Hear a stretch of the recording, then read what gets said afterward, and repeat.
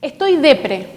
Usamos ese término cuando hablamos, cuando no nos entra la ropa, cuando pierde nuestro equipo deportivo favorito, cuando no podemos salir por algo, la usamos a esta frase así, estoy depre. Pero ahora, ¿estar depre realmente es eso o es simplemente estar pasando un mal momento? En el día de hoy vamos a hablar acerca de la diferencia entre estar triste o pasando por un momento de tristeza y estar depresivo o tener la enfermedad de la depresión. Quédate en Made in Casa descubriéndome y vas a saber los tips para no caer en un estado depresivo.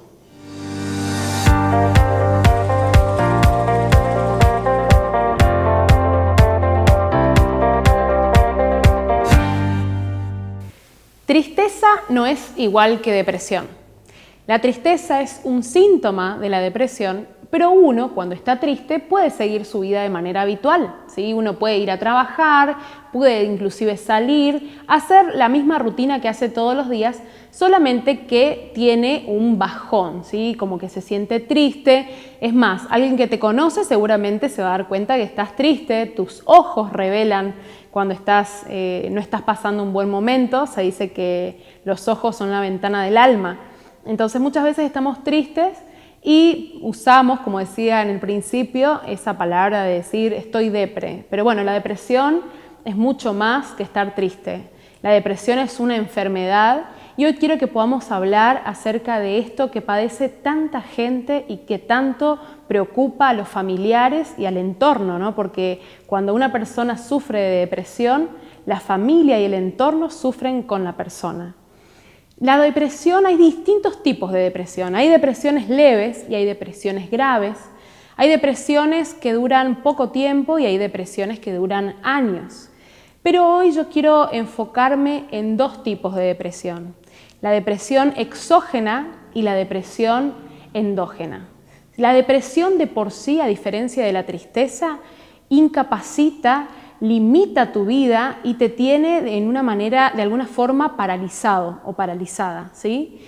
Las depresiones endógenas tienen que ver con factores externos. Muere alguien a quien nosotros amamos, tenemos una ruptura amorosa, quedamos sin trabajo y esas situaciones o una enfermedad pueden hacernos entrar en un estado depresivo. Pero también existe la depresión endógena que tiene una base biológica y hay una predisposición genética. Para que podamos entender de qué estamos hablando, nosotros en nuestro cerebro tenemos como distintos casilleritos, ¿sí? Y en esos casilleritos hay neurotransmisores, como por ejemplo la dopamina, serotonina, noradrenalina, etc., ¿sí? Son varias las cajitas que nosotros tenemos dentro del cerebro. Dentro de esas cajitas hay una sustancia, ¿sí?, que generan los neurotransmisores que hacen puntualmente que nuestro estado de ánimo se pueda mantener de una forma estable. Pero ¿qué pasa cuando esos valores no se mantienen estables y sufrimos un bajón en nuestro estado anímico? Si es una depresión, lo más probable es que hayamos tenido un bajón en la serotonina, ¿sí?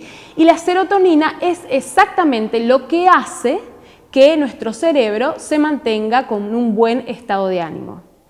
Y cuando nosotros tenemos un bajón en la serotonina, empezamos a tener diferentes cosas que nos transforman en un círculo vicioso.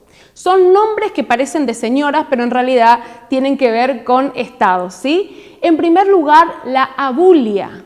La abulia es cuando nosotros tenemos falta de motivación, falta de ganas de hacer las cosas. Cosas que antes nos gustaban hacer, no tenemos ganas de levantarnos, no tenemos ganas de salir a trabajar, no tenemos ganas.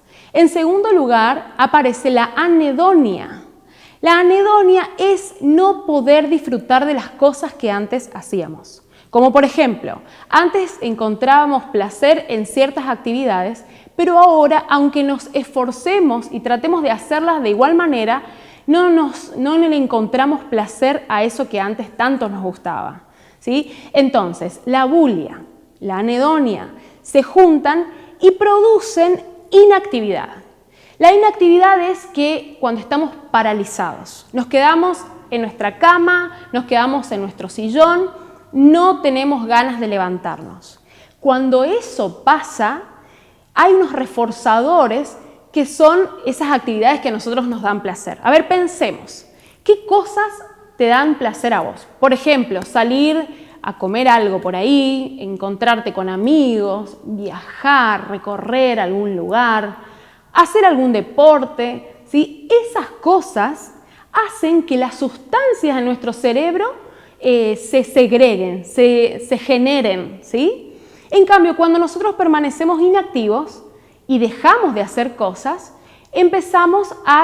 nuestro cerebro no genera por consiguiente esa sustancia y hace que estemos en un estado depresivo. Al estar en inactividad, bajan esos reforzadores y volvemos al principio, ¿sí? Falta de motivación, falta de placer, inactividad. Entonces, ¿cómo rompemos con esto? ¿Cómo salimos de esto? Hay que salir cuanto antes de la inactividad. Pero mucha gente cae en el error de pensar que una persona depresiva está así porque quiere. La gente que está alrededor le da a veces más importancia a una enfermedad física que a una dolencia mental, ¿sí? Entonces, ¿qué le suelen decir a una persona que está con un estado depresivo?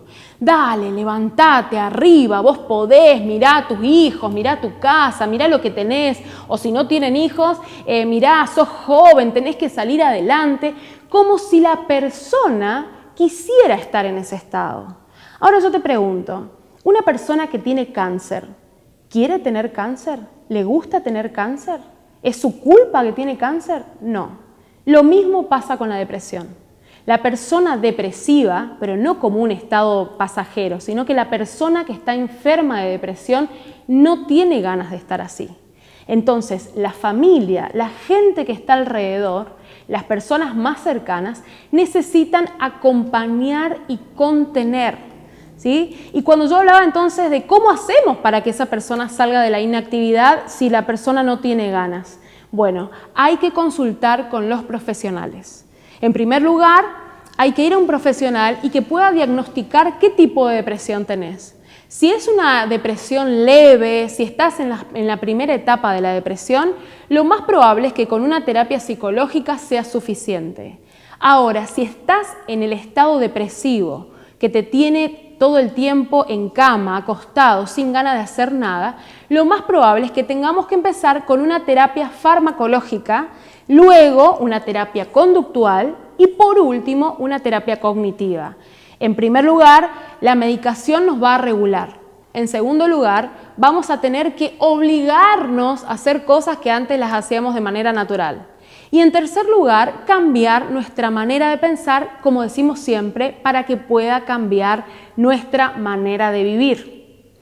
Ahora, qué importante es saber los factores que nos pueden predisponer o los factores de riesgo para padecer esta enfermedad, ¿sí? Necesitamos saber qué cosas son las que pueden llevarnos a un estado depresivo para poder adelantarnos y no llegar hasta eso. En primer lugar, necesitamos tener en cuenta el nivel cognitivo, ¿sí? ¿Cómo pensamos? Se dice que a una persona, si le muestran 10 imágenes y 9 son positivas y una es negativa, la persona con tendencia depresiva se va a quedar o se va a acordar más de la figura negativa que de las 9 buenas. Lo mismo pasa en actividades que pueda llegar a hacer, ¿sí? Vos te encontrás con esa persona y le preguntás ¿qué tal estuvo?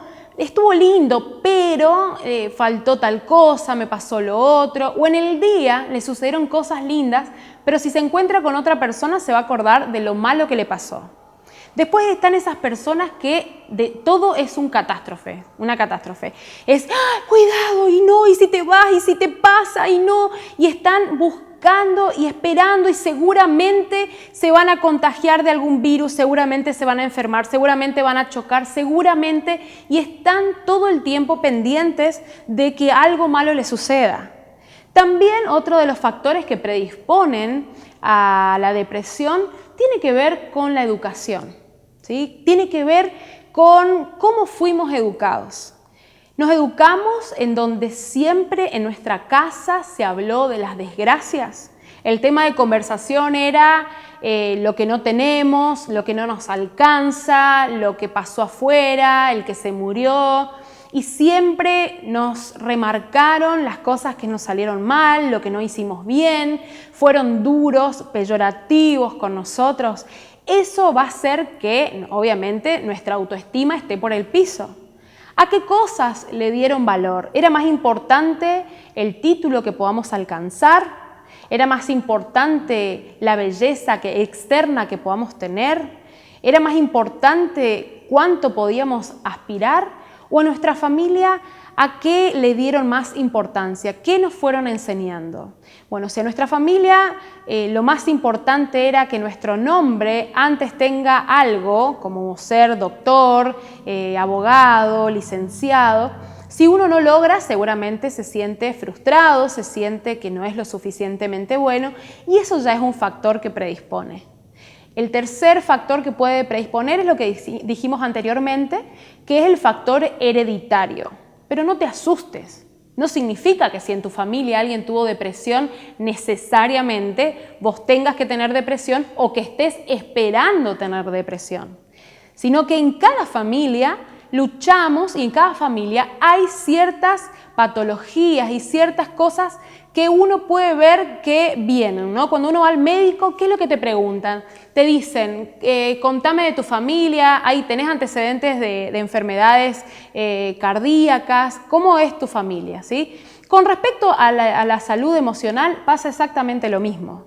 Si nosotros en nuestra familia tenemos antecedentes de suicidios, tenemos antecedentes de enfermedades mentales, de depresión, tenemos que poner cuidado, no dejar que uno llegue a ese extremo, sino que empezar desde lo más antes posible a cuidar nuestra manera de pensar. Y por último, pero no menos importante, es el nivel espiritual. Necesitamos saber que no somos autosuficientes, no podemos todos solos. Hay situaciones en las que necesitamos pedir ayuda de gente y hay otras de las que solamente Dios nos puede sacar. Hay un versículo bíblico que dice, mientras callé, envejecieron mis huesos. Hay cosas que necesitamos perdonar. Muchas veces la depresión viene por falta de perdón, por recuerdos, por situaciones difíciles que nos traumaron, que nos marcaron y que nunca más pudimos recuperarnos. Por eso es necesario revisar. Aunque estemos reconociendo varias de las cosas que yo estoy diciendo, todo se puede mejorar, todo se puede cambiar. Es necesario solamente que nosotros tengamos en cuenta estos factores para poder pararnos de antemano y poder solucionarlos. Antes de irme, quiero decirte algo. Si vos estás pasando por una situación de depresión y en el día de hoy me estás mirando, quiero que sepas que se puede salir. Hay cosas que necesitas hacer y no sé en qué estado estás, si estás pasando una situación simplemente de tristeza o si comenzás a sentir que tenés una angustia que te está paralizando. Es necesario empezar cuanto antes a cambiar nuestra manera de pensar. Si lo podés hacer, si todavía estamos a tiempo, si sos alguien que no tiene nada de esto pero que quiere aprender a tener una mejor vida, empezá a alegrarte, empezá a pensar qué cosas lindas te pasaron hoy, de qué podés agradecer. Necesitamos ser agradecidos por las cosas que tenemos. Siempre nos va a faltar algo, pero también con todo lo que nos pasó, con esta situación de la pandemia, cuántas cosas aprendimos, de tanto que disfrutábamos de cosas que hoy no podemos disfrutar, pero que necesitamos saber de que por todo tenemos que ser agradecidos, cuando tenemos y cuando no tenemos. Si tenemos vida, tenemos mucho por delante. Otra de las cosas importantes es cuidar tu aspecto. Hay una señora famosa en la televisión que dicen, como te ven, te tratan, ¿sí? Pero no solamente como te ven, te tratan. Así como vos te presentás, así es como vos te sentís. Por eso es importante que cuides tu aspecto. La persona depresiva no tiene ganas de bañarse, no tiene ganas de arreglarse. Por eso hay cosas que tenés que empezar a obligarte a hacerlas, a no dejar que eso te gane. hacer foco en las cosas positivas, hacer foco en lo que tenés, a tener proyectos para el futuro. Esas cosas de no quedarte en el pasado, en lo que no pudiste hacer, en lo que perdiste, el poder tener una mirada de fe, de esperanza a lo que viene por delante, son tips que te van a ayudar a no caer en un estado profundo de depresión. Es importante cuidar lo que dejamos entrar en nuestra mente, ya que lo que entra es después lo que nosotros empezamos a sentir y de esa manera nos comportamos. Por eso es importante cuidar mucho nuestros pensamientos. Necesitas cuidarte, necesitas amarte y necesitas pedir ayuda si te encontrás en una situación en la que solo no podés. Esto fue Made in Casa Descubriéndome. Me encantó haber compartido este día con vos. Gracias por quedarte hasta el final. No te olvides de suscribirte a los canales que tenemos, al mío, al de la iglesia. Y no te olvides también, si tenés alguna duda, alguna consulta, de buscarme en las redes sociales.